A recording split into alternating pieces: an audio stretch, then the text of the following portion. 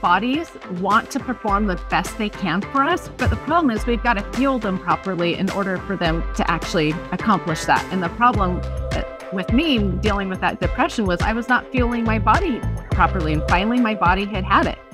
Hi, everyone. Welcome back. I am so excited about our conversation today. Our special guest today is Karalynne Call, and you might have heard of her with Just Ingredients on Instagram. She is a food expert and a wellness expert, and I'm so excited to talk to you today, Karalynne. Thank you so much for coming. Well, thank you for having me. I'm excited to be here today. Oh, wonderful. Our listeners are in for such a treat. So will you first just introduce yourself and tell us a little bit about, first of all, who you are and what you do, and then we'll kind of jump right into your own wellness journey. Yeah, so I actually am the CEO of Just Ingredients, and we make good, clean, healthy products that nourish the body inside and out. So we have food products as well as beauty products, because I believe we should nourish our body, like I said, from the inside out, and also the things we put on our body. And so we have those products, but I also have an Instagram account, like you said, where I try to teach people in just little baby steps of how to live a healthier lifestyle and just how to choose more nourishing type foods. I'm a mom of 6 and a mental health advocate. And I also am a nutritionist, and that started because of my own health struggles years ago. Yes, we want to hear more about that. I have to tell you though, before you move forward, is I've been following you for years, and I am an OBGYN, and my patients, we would often start talking about topics related to our health and wellness and finding the healthiest skin products and healthiest food products. And when I first started following you, I would say, do you follow Just Ingredients on Instagram? And there was always a couple people here and there. And now when I bring it up, like, do you follow Just Ingredients on Instagram? Every single one of them is like, oh yeah, no. So I started doing this and I started changing this, and I love her serum. And so it's been a fun journey for me to watch from the outside and see how well you are educating people. So thank you so much for that. Oh, you're welcome. And I'm glad to hear that. I always say the more we educate, the better. So absolutely. Awesome. Well, yeah. So tell us a little bit about your own wellness journey with foods and things that we are exposed to on a regular basis. And then also, like you mentioned, your own mental health journey. Yeah. So my mental health journey actually was about 16 years ago, or started, I guess, 16 years ago. And I found myself with really deep depression. In fact, it was suicidal depression, suicidal thoughts all the time. And to the point that I actually attempted suicide. And by the grace of God, it did not happen, which thankfully, obviously. And so when I had hit that rock bottom, I was like, okay, I need help. I have got to do whatever I have to do to find myself help. And I knew that the body could heal itself.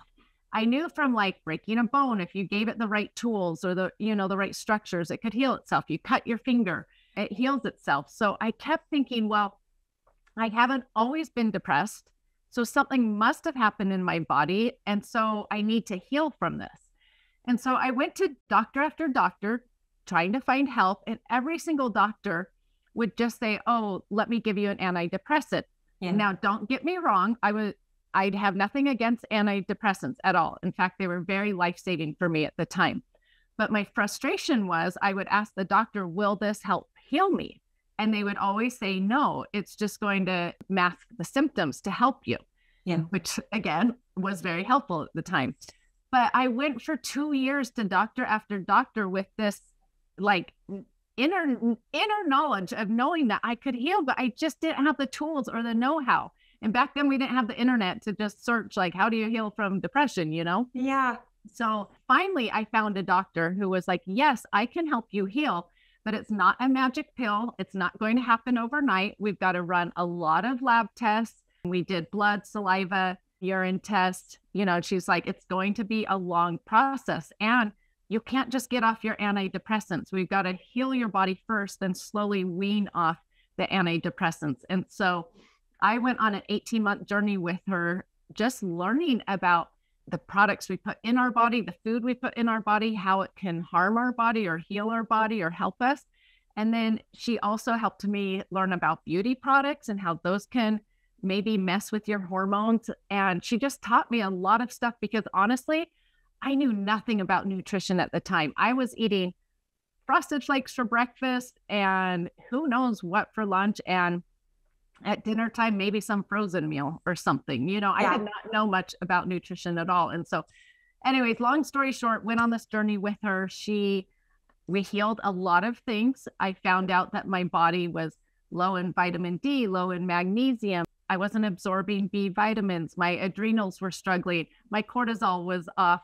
I mean, the list goes on and on. I had food intolerances. I mean, it's a whole slew of things. And so my body finally had it. It just was screaming for help.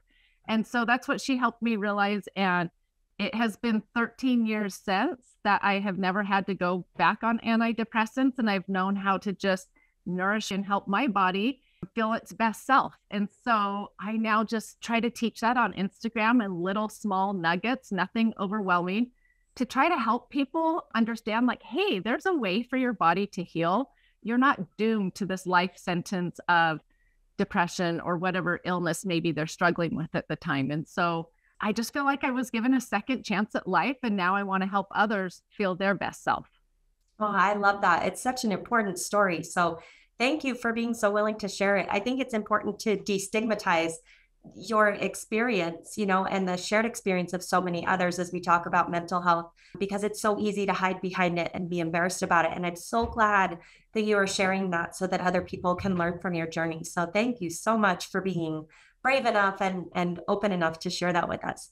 Well, I do have to tell you, I understand why people hide behind it, because I did hide behind it for years. Because when I did try to tell people like I was really struggling with depression, it was more like judgmental and, oh, you're so weak and negative things. And so I did hide behind it. And it wasn't until a few years ago that I was like, no one is talking about this. No, our suicidal rates are going up. Our depression rates are going up. And no one is talking about healing, that there are ways to heal, that there is hope, that there is a light at the end of the tunnel. Because back then I understood no light at the end of the tunnel. It was, pure darkness and misery. And we just need to speak out about it and help people and help them know that, hey, it's your body screaming for help. You just need to find the right help.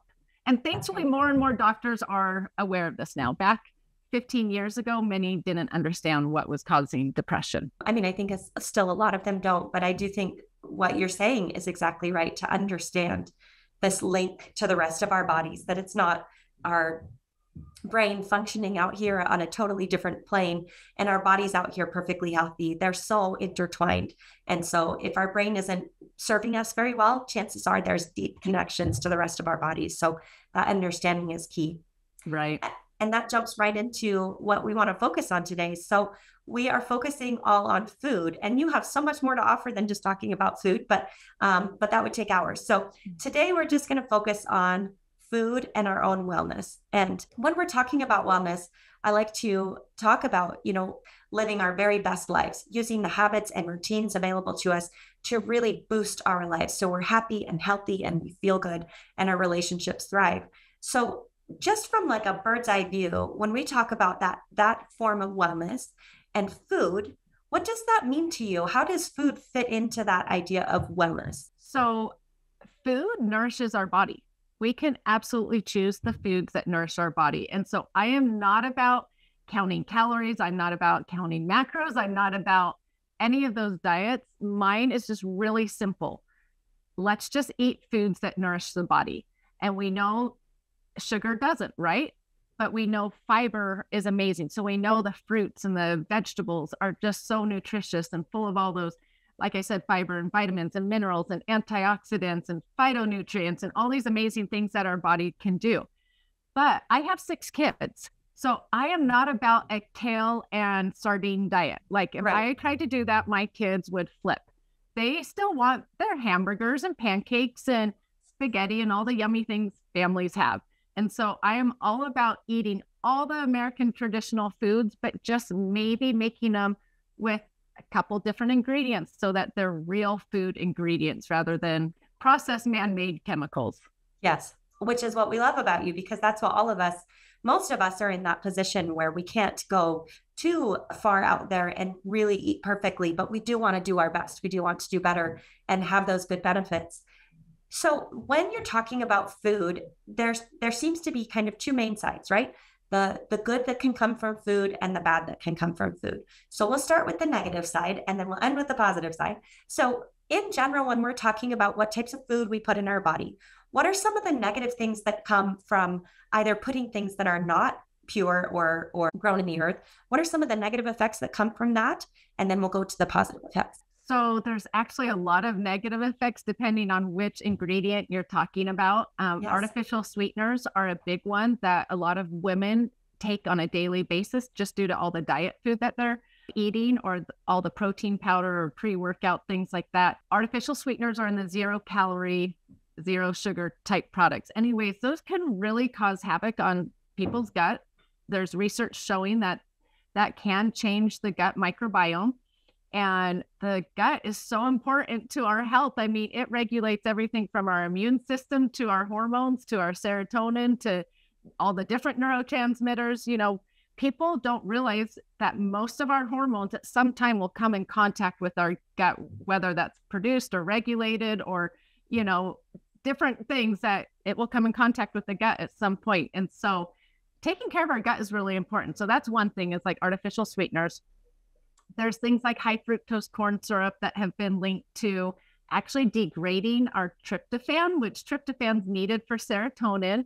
So it's linked in mental health issues. It's also linked to fatty liver. There's just lots of things. And I'm all about little simple swaps. So for instance, a lot of ketchups out there have high fructose corn syrup, but sitting right next to the one with high fructose corn syrup is one without. And your kids will never know that you brought home the ketchup without the high fructose corn syrup, but their health will know over time.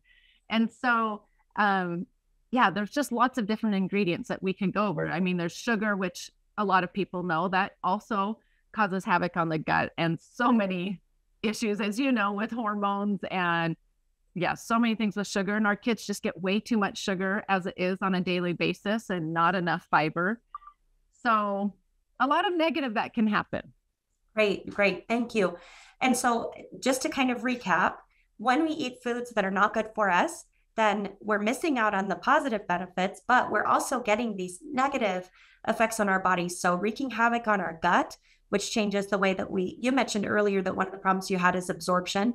And certainly different types of absorption comes from an unhealthy gut or different problems with absorption. So even if you're eating the healthy things, some of the time, if you're damaging your gut lining, then you're not getting the benefit of those healthy choices. So gut health, and then inflammation, I think you alluded to, is another big thing. And I think, like you said, there are a million different negative effects that we could talk about. So let's talk about sort of the positive effects that can come from eating healthy, nutritious foods. So I find it fascinating. If you go study all the like plants in nature and just all the foods in nature, it's incredible the little scientific things that they do within your body, just even at a cellular level. But like even spinach is so miraculous if you study what spinach can do for your body. And so there's a research showing that a lot of people that deal with depression are low in their B vitamins, especially B9. Spinach is a great source of that folate and those B vitamins. And so spinach is a great thing to add into your diet. There's even some studies showing that you could be low on amino acids, and that's contributing to your depression. And a good grass-fed meat is full of those amino acids, and fiber. The fiber feeds the good bacteria in the gut. And so many of us are short on a daily basis of how much fiber we get. And so those fruits and vegetables are full of the fiber feeding the good bacteria in our gut. There's so many amazing vitamins and minerals. And even like pumpkin seeds are full of tryptophan, and tryptophan is needed to make serotonin. Chia seeds is another one, right? Full of omega-3s, which are important not only for our brain health, but also for the creation of hormones as well. So I feel like all these foods in nature, just each of them have these amazing little individual things that they can do to really help your body. But I think the problem is that most of us don't maybe understand all of these cool things that they do. Like you'd have to, I don't know, it's years of studying what all these little foods do. And so if we can just maybe understand on a whole that these foods all have a specific purpose that they're doing in your body and they're very nourishing, then that's easier to comprehend than having to go study every little seed and nut and fruit and vegetable out there. Absolutely. And I think especially for women who are just sort of getting started on this journey, I think that's the take home is it can feel really overwhelming to say, wait, so was that folate that you said, or was that iron, or was that like, what was that one good for my gut health? And really, at the end of the day, none of that matters, at least when we're starting out, right? The idea is to put as many good things into your body and to keep as many bad things out of your body. And if you can do that, it's going to solve a lot of your problems, even if you don't exactly remember what it was that it was doing for you. But things that come from the ground and that are harvested in general are giving our bodies what they need. It's those building blocks. You mentioned tryptophan and amino acids and vitamins and minerals, and those things are in food. That's the whole point, right? The whole point is for us to eat whole foods so that we can get all of those tiny little building blocks that our body already knows how to use. So we don't have to understand it because our bodies understand it. We just have to give our bodies access to it and then take away the things that are getting in the way of our body accessing those healthy things. Right. Well, and our bodies want to perform the best they can for us. But the problem is we've got to fuel them properly in order for them to actually accomplish that. And the problem with me dealing with that depression was I was not fueling my body properly. And finally, my body had it.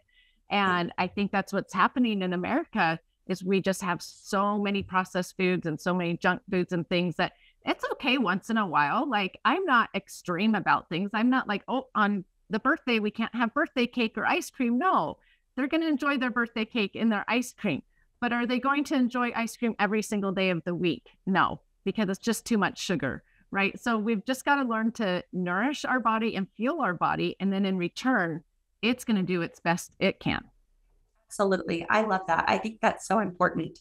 So if you're talking to a woman who, or a man, but I only know women. So if you're talking to someone who is just sort of getting started on this, they say, do you know, I've been eating the traditional American diet. We go out to eat 3 or 4 times a week. When we eat at home, maybe it's something that we grab off the shelf like Hamburger Helper or Rice-A-Roni or something like that. Karalynne, I believe you. I mean, what you're saying sounds great. How do I get started? I can't go crazy at the grocery store and just suddenly switch to everything organic. My budget doesn't allow for it. So how on earth do I just even begin this? Well, and it can be very overwhelming if we think like that. And yeah. I get it because when my doctor started working with me, I was like, whoa, wait. You have to know that I have a personality that if I get too overwhelmed, I'm just going to be like, I'm done. I quit. Yeah. Like I can't do it. Yeah. So I was like, I have to do baby steps. And that's what we have to do on a healthy journey. This is not a 2-week diet. It's not some 30-day cleanse. It is a healthy lifestyle. And so we take our time just learning one thing at a time. So maybe one of the first things that someone starts doing is just simply looking at the ingredients at the grocery store, because some people don't even do that. They just grab, right? Like you said, the Hamburger Helper. So I say, start out like a little child. And how I teach my little children is I don't get scientific with them at all. I don't even teach them what the ingredients are doing. I just simply say, look at the back of the ingredients. If we have all of those ingredients in our pantry, then it's a pretty good choice. But if it has things in it like mono and diglycerides, do we have mono and diglycerides in our pantry? No. So let's find one that just has cream instead or something, So yeah. It might just be starting as basic as that. It might be starting with like a topic. How I started was the doctor asked, do you eat whole grains each day? And I was like, I don't even know what a whole grain is. Like, yeah. That's how pathetic I was, And so she's like, okay, maybe you could start introducing quinoa into your diet. And I was like, what? Like, what are you talking about? So for her, it was a topic. So like first we started with grains. Then the next thing we moved to was actually high fructose corn syrup. She was like, just go look in your pantry and see what snacks you have with high fructose corn syrup. And then after I got really good with swapping out all the things with high fructose corn syrup, then we went to a new topic. So it was never like, go home right now to your pantry and ditch everything. Yeah. It was, okay, we're going to take one topic at a time. And so I tell people, find a method that works best for you. Maybe it's use up that body lotion and next time buy a better choice. Use up that cleaning supply and next time buy a better choice. Or I tell people maybe it's just with the item you use the most in your house. Maybe you have lots of kids and you have lots of fruit snacks in your house. Maybe just find fruit snacks made from real fruit rather than artificial dyes and, high fructose corn syrup. So it's just finding a method for you that works. And there's no time frame. It's not that you have to do it this week or this month, just one little step at a time. And over time, all these little changes will add up to a healthier lifestyle. That is so important because we're all in the learning process somewhere. And you are not pathetic for not knowing what quinoa was, right? I mean, but we're all on a different phase of our journey, and there's nothing wrong with wherever you're at on the journey. The point is that if you want to feel better and you want your body to work to its best, that we start moving in that direction. One of the things that I recommend, number one, to my patients when they say, like, I don't even know where to start, is to say, add more vegetables. Whatever it is, add more vegetables. I've learned a lot from you, actually, throwing vegetables in to kind of hidden in spaghetti sauce or sloppy joes or things like that. So adding more vegetables in, you get more vitamins, more fiber, more of those minerals. What are a couple other things that you would say? You mentioned adding whole grains in. Are there a couple other things that you would say, don't get down into the weeds a little bit. Here's what you want to bring into your diet. I stole the easy one. Yeah, no, you're fine. So there's actually 3 things. So some of these aren't diet, but when people tell me, like, where do I start? Because I get that all of the time. So my first one is add more fruits and vegetables, like you said. And so that's why I try to show on my site just easy ways that you can do it. Because people are like, how do I do that at breakfast? Or, Yeah. And so even just adding an apple to your lunch, apples are a great prebiotic that are going to feed the good bacteria. There's so many fun things about all these fruits and vegetables. So that is number 1.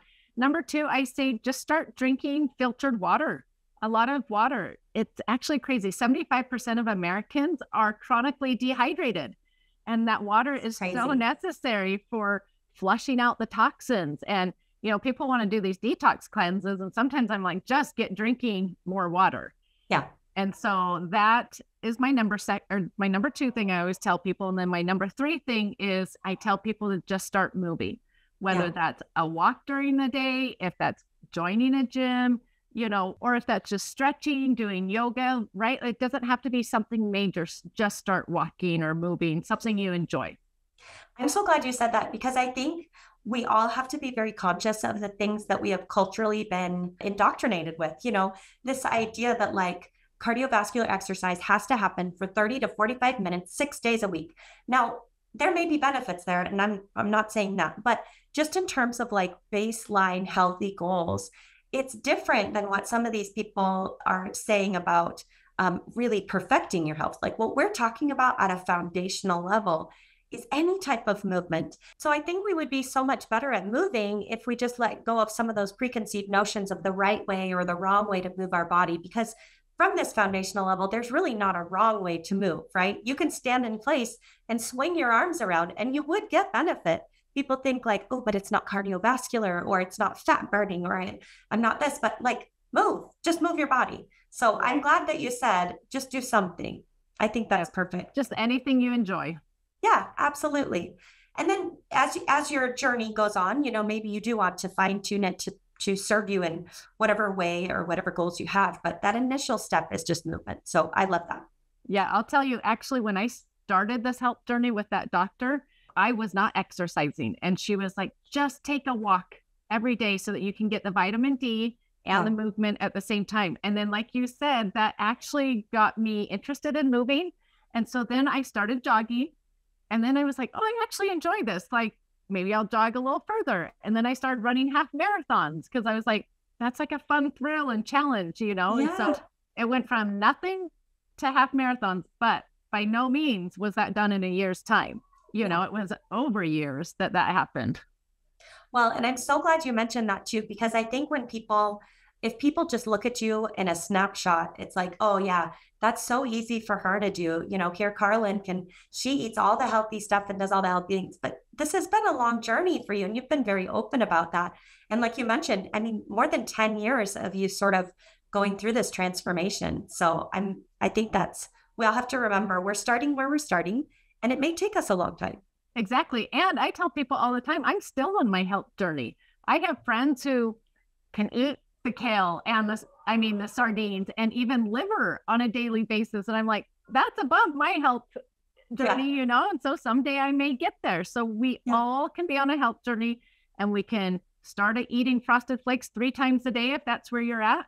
And if you're eating liver and kale and sardines, great, you're still on a health journey. Yes, I love that. I think that's so important.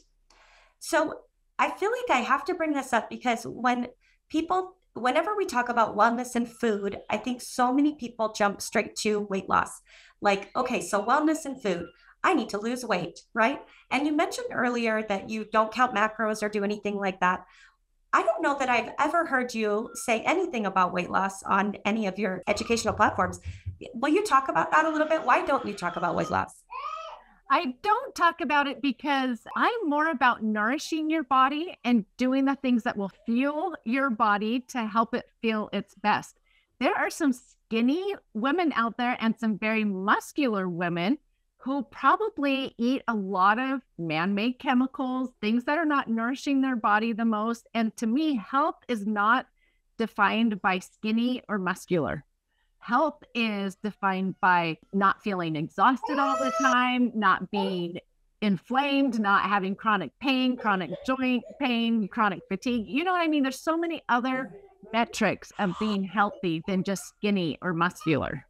Yes. And you said it, you touched on it, to say that if we look at someone, you do not have any clue how healthy they are, right? All you can guess is maybe their weight, maybe their fat percentage, their body fat percentage, but you have zero idea what type of chronic disease they may or may not be suffering from, or how healthy they may be if they do have a higher body fat percentage, right? We have no idea.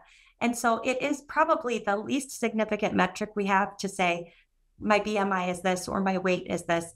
There is some link to chronic disease, of course, but in general, when we're going for health, I love that you're constantly talking about just put good things in your body. How many good things can we put in our bodies? So I wanted to give you a chance to say that because I think that's so important. Well, and also I was going to tell you, so I've been trying to show on my Instagram more often me working out. And I will give all the health benefits of working out, how it helps our hormones and our inflammation and joints and our gut, and how it helps the different bacteria even in our gut, and how it helps with neurotransmitters and all. Yes. I mean, it helps our liver and it helps with detoxing. And I'll go through this whole list of like 20 things of this is why I exercise.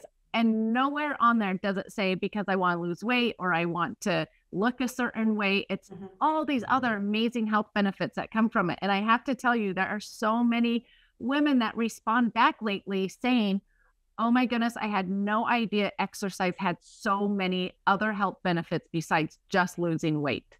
And so we've just been in this media and this culture, diet culture for so long that women just think, oh, we work out to be skinny or we work out to look a certain way, where I'm really trying to teach on my site that it's one of the best things that you can do for your overall health.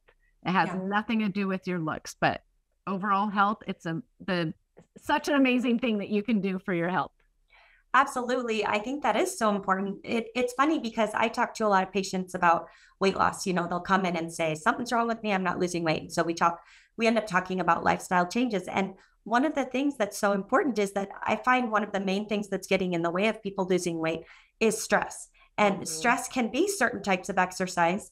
And so it's almost like a double, like shooting yourself in the foot twice. You're putting too much of a good thing in your body and it can get in the way. And so treating exercise the way that you treat exercise keeps that from happening, right? You're taking it as how do I nourish my body through movement? How do I strengthen my body through exercise? And it gets rid of those mind games, which are so harmful for women and so difficult to get past to say, well, I only exercised for 60 minutes. I need to go for 70 or 80. I only ran 5 miles. I need to run for 10 or 20. And it's just like, whoa. That's not going to help you lose weight or be your healthiest mental self, right? This is, again, like we said earlier, our brains are very much connected to our bodies. And so you don't get to do one without the other. You don't get to go exercise without the mind stuff. And so if your mind is playing unhealthy games with you, that exercise is not going to serve you as well as if you embrace it as this nourishing, strengthening, healing. I love that you used that word earlier, healing thing that we're doing for ourselves. And the same thing with food. You know, if we can get rid of the dang mind games of, well, if I eat this many macros or too many carbs, not enough this, not like, it just is so limiting to us. When if we switch our mindset to what you are such a good example of, which is let's just nourish, let's just find all the good that we can put into our bodies. It gets us past that mind game of like, but I only lost 1 pound or I only lost 10 pounds. Like, who cares? You are nourishing your body, and that is going to serve you very, very well.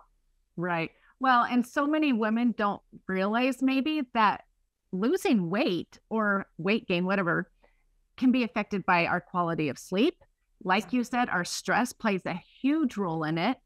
Our hormones being off balance plays a huge role in excess weight or gaining weight or storing weight, whatever, right? So there's so many other things than working out at a gym and counting calories that affect our weight. And so that's also what I do try to teach that on Instagram, that you guys, there's more to it than just counting every little thing we put in our mouth. Absolutely. I am just a big fan of talking about healthier ways to nourish our bodies and taking care of our bodies, because we are so obsessed with weight and it is just not doing us any favors. So thank you for sharing that. Now, we've talked about some of the ways that we can eat healthy. Tell us a little bit more. You have 6 kids, and when you try to incorporate these things into your life with 6 kids, presumably on a budget, because most people with 6 kids don't have tons and tons of money, because kids are expensive. So how do we do this? How do we incorporate some of these changes? I think the default thinking that a lot of people will go to is, oh, I can't afford to eat like that. That's good for you, Karalynne, but like, I can't afford to eat like that. How do you help people kind of make that transition? I get that comment all the time. And I actually started my health journey when we were so poor. We had tried to start a business and it had failed, and my husband then was unemployed. I mean, it just was a disaster. So I tell people, you can do it on a budget. There are actually a lot of things that are free or cheaper than buying organic or buying, these things that are maybe expensive. So for instance, my doctor was like, you need to get vitamin D. Like, your vitamin D is really low. Well, I made sure I spent time outside every day, let the kids play outside and I was outside, or I took the walk outside. Another thing is the exercise that we talked about. You don't have to go join a gym. I couldn't afford a gym, so I walked the neighborhood every day. Another thing is your sleep that we talked about. If you're getting 4 or 5 hours of sleep, that's going to cause havoc on your health, so you've got to prioritize sleep. But also with the health stuff, prepackaged processed food is so expensive. It destroys your food budget. And so when I took that out and replaced it with apples, bananas, pears, salads, just things that I made from scratch, our food budget actually dropped. And so I do tell people it may take more time living a healthier lifestyle, but it doesn't take more money. And when I talk about time, it might take time planning out what you're going to eat for the week so that you actually go to the grocery store and buy the ingredients that you need for the whole week, so that you're not running to the fast food 2, 3, 4, 5 times a week because you don't know what to cook for dinner. So planning does take a little bit more time. Making things from scratch actually are much, much cheaper, but it does take time. And so time is sort of the issue, I feel like, these days. And so I do try to show, like on my site, just faster ways to make meals or fast snacks. And with the snacks, we can still just grab the apple with some cottage cheese, or the, apple and peanut butter, the apple and string cheese, all these different variations that we can just grab that are actually really nourishing to the body, rather than grabbing those prepackaged processed snacks, like I said, that are really expensive. And so if you actually take the time to plan out what you're going to make for the week and make some meals from scratch, you don't have to make them all. You can, eat out maybe once or twice, I don't know. But if you take the time to do that, you'll actually see that it is less expensive. And so you don't have to buy into all of these gimmicks that are being sold out there, like buy this expensive detox cleanse or buy this expensive supplement. A lot of the supplements you can just get from whole nourishing foods. In fact, when I started my journey, my doctor was like, you've got to be on a daily probiotic, but a good one that actually will make it through the whole digestive tract. They were so expensive, I couldn't afford it. And so I was like, I need something else. And so she was like, okay, go to the store and buy kimchi. You may not like it, but every morning just take a spoonful of kimchi and that will be a great probiotic, you know? And so I ate it like medicine. I didn't love it, but there are things out there that are definitely cheaper than having to buy expensive, healthy, organic foods. Yeah, I love that. And I would add too, you know, sometimes we look at things in a vacuum of this is my monthly budget, but we are so much more than that. Meaning, you know, if you are not nourishing yourself, you're not going to have the same energy. You're going to feel gross. You're going to get sick more. All of those things get wrapped into our overall like whole life budget, you know, and we don't have time to be sick. We don't have time to have, you know, no energy at all. We don't have time to be depressed or, you know, not be able to relate to our kids the way we want to because our poor hormones are going nuts. So I think we have to expand the view to say, yes, money can feel finite. Like this is what the paycheck is. This is what the budget is. But we also have to remember that there are other costs associated with our lifestyles than just the dollars and cents. And I totally 100% understand the budget thing is the most concrete. And so we can't, even if we think it's a good idea, we can't make money come out of the blue. But when it comes to those decisions of how we spend money, we just have to remember that it's affecting more than just the dollars and cents. So right. I'm glad you said that. And I was going to say, look for the free things, drinking more water, you know, look for those free things. Also, I have two other things to say about this budget thing that you just touched upon. I save a ton in medical bills, a ton. I cannot tell you the last time I took one of my children for a sick visit. And I actually did a poll last winter on my Instagram, just asking people how many times they take their kids to the doctors for sick visits. And it was astounding, the numbers. And I was like, I honestly can't remember the last time I took one of my kids in, just because they're not eating a ton of junk food and all the processed foods and things like that. They're nourishing their bodies with fruits and vegetables and things like that. They don't eat perfectly, but anyways, so you can save in medical bills. And then another thing that takes time but has helped us a lot is I buy in bulk. Mm-hmm. And so there's a lot of great like online places that you can buy in bulk. And I just buy everything in bulk. Like we have a ton of organic oats all the time, but I buy them in big 50-pound bags because buying a little tiny thing of organic oats at the grocery store is so pricey. So again, if you want to take the time to prioritize your health and make it a thing that you're interested in, then besides making things from scratch and checking ingredients in the store, things like that, buying bulk is another fun option. Yeah, I love that. And I have a small family, I just have 2 little kids, but you could certainly split with a neighbor or split with a friend or a family member and say, hey, let's buy in bulk together. And then we'll divide that 50-pound bag of oats that would last my little family for years. So I love that you said that. And I think the other thing that I've heard you say is we speak with our money too, right? So if you're going to Costco, I think Costco especially, they do a good job at listening and saying like, well, hey, we want these other options. So there are ways that as we kind of make this transformation, hopefully as a society, it will come back to us and give us more control. So I love that. One of the things that I see when I talk to patients come in, especially patients who are not yet started on this journey, a lot of them will say, you know, I didn't grow up eating all organic. I didn't grow up eating any of that stuff, and I'm fine. Well, what would you say to that? Oh, that's a comment I get all of the time. Yeah. And okay, well, there's lots of parts to this. So a lot of our food changed in the late 90s. And so they maybe ate organic, but they didn't have the word organic back then. We didn't get the word organic until the year 2000. And it was just when people were tired of not knowing what was in their food. And so organic just tells us that there's no artificial dyes, there's no artificial sweeteners, there's no artificial preservatives, there's no high fructose corn syrup, you know, there's no, I mean, the list is really long of all these things that are not in it. Well, before the early 90s, their food, like I said, probably was organic. And so, like I said, the late 90s is when we brought in a lot of these GMO crops and glyphosate and things like that. And so when people say that to me, I'm like, well, you actually probably ate organic. You just didn't actually realize it. And we didn't have to label it as that. And so, but then again, I'm not a huge proponent on organic. Like people think, oh, to be healthy, you have to eat organic. No, that is a misconception. To be healthy, you need to eat real food. And so there actually are some organic products out there that are a junk food, right? Organic ice cream, organic, lots of those things. They're not great for you. And so I wish we'd sort of get over that mindset of, oh, healthy is organic and expensive. No, healthy is real nourishing foods.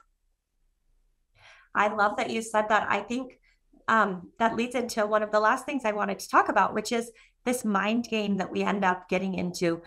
We are so surrounded by people who want to tell us how to take care of our bodies, oftentimes for their own gain, right? I think there are plenty of people who just want to make a buck off of us buying their magical supplement or program, right?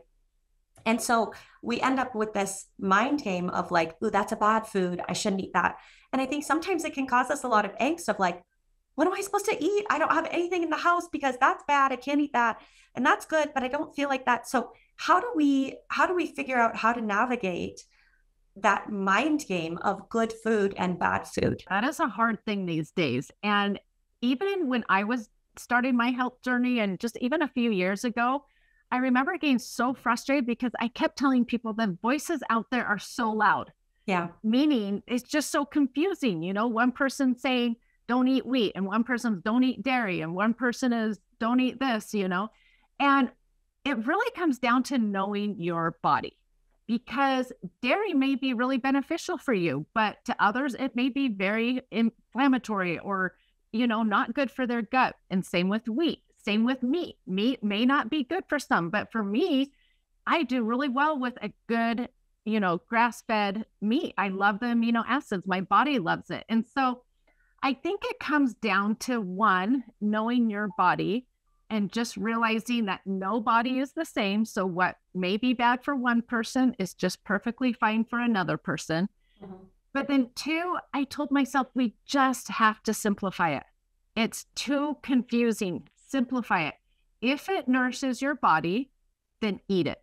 Yes. If it doesn't, then maybe save it for that holiday, that special occasion. It's not the little bit of sugar that's killing us. It's not the little bit of high fructose corn syrup that's hurting us. It's not the little bit of inflammatory oils that's causing health issues. It's the too much of them. Yes. It's the too much sugar, the too many inflammatory oils, too much high fructose corn syrup. So we have to get away from just being like, oh, this food is good and this food is bad. We need to be like, this food nourishes our body on a daily basis. So it's going to be something I try to incorporate every day. This food has some sugar and has inflammatory oils, but it's a fun birthday cake. So I'm going to enjoy it on the birthday, but I'm surely not going to have it every single meal every day, because it's not going to nourish my body and help my body feel its best. And so I have an analogy about a Lamborghini. Like if you were gifted a free Lamborghini, most likely you would take the time to figure out like, okay, what kind of fuel do I put in it? How do I maintain it? When do I have to change its oil? When do I have to do these certain things, right?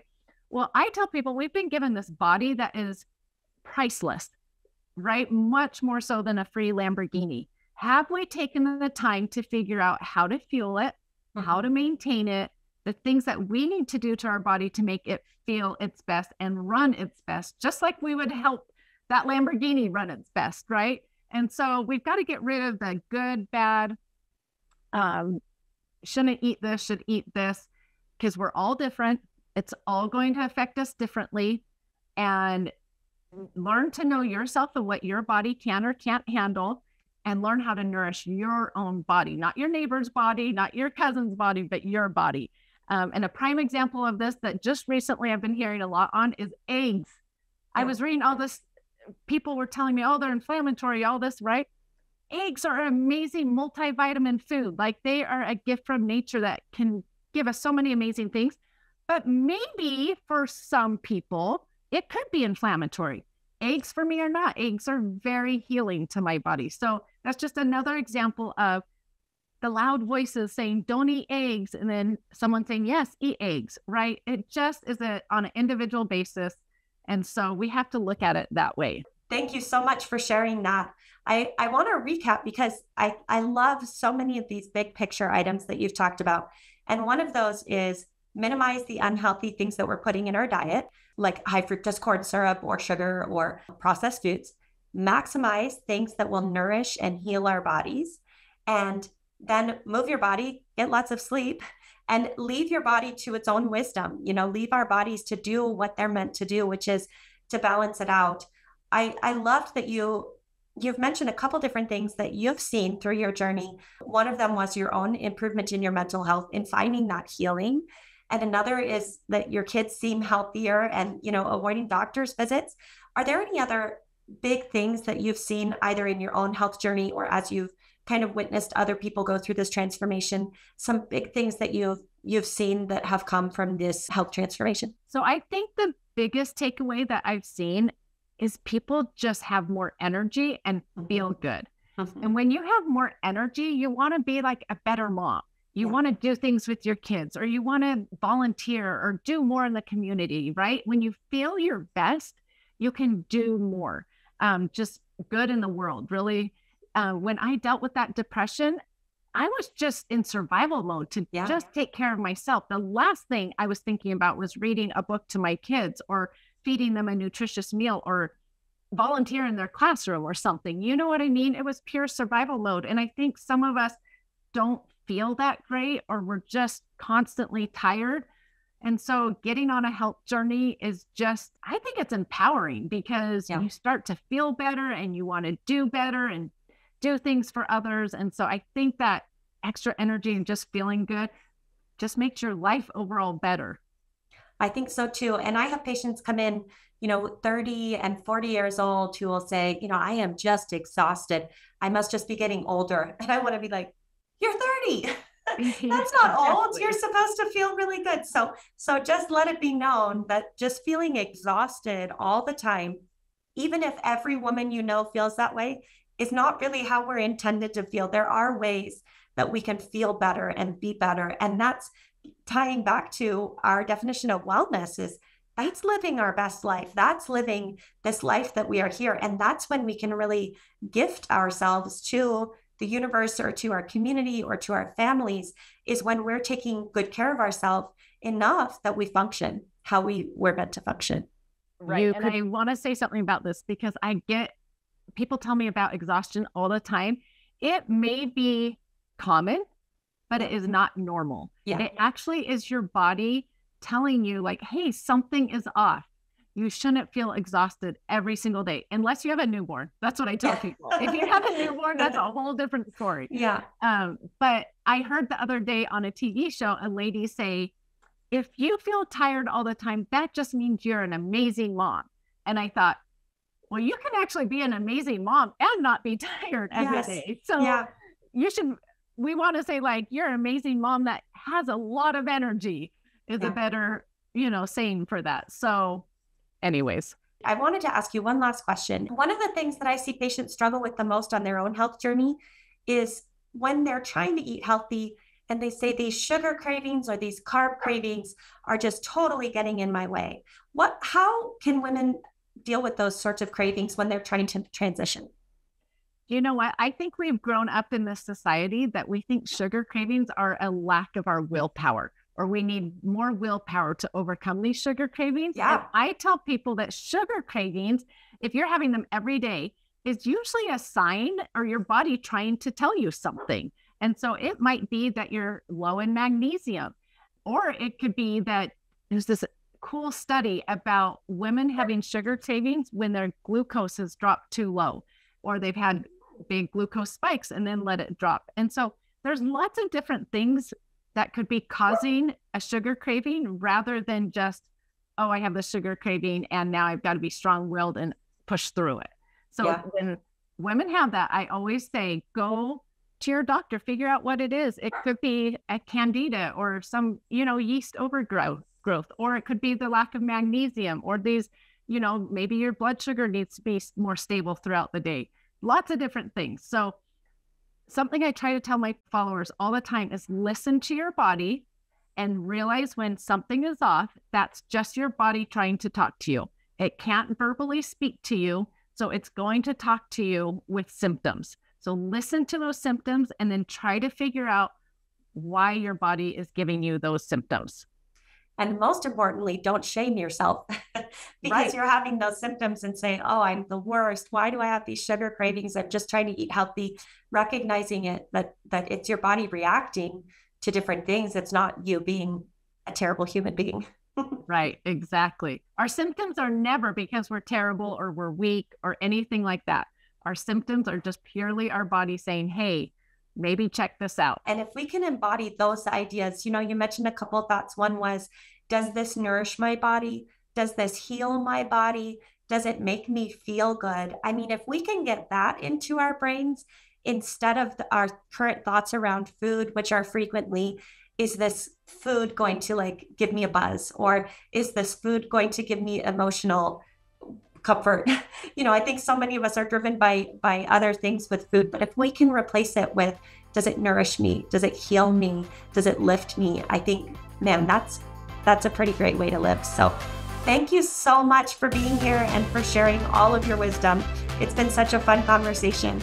Oh, you're welcome. Thank you so much for having me. Thanks for listening, and come back next time for another episode. And remember, this information is for education only and not intended to be medical advice.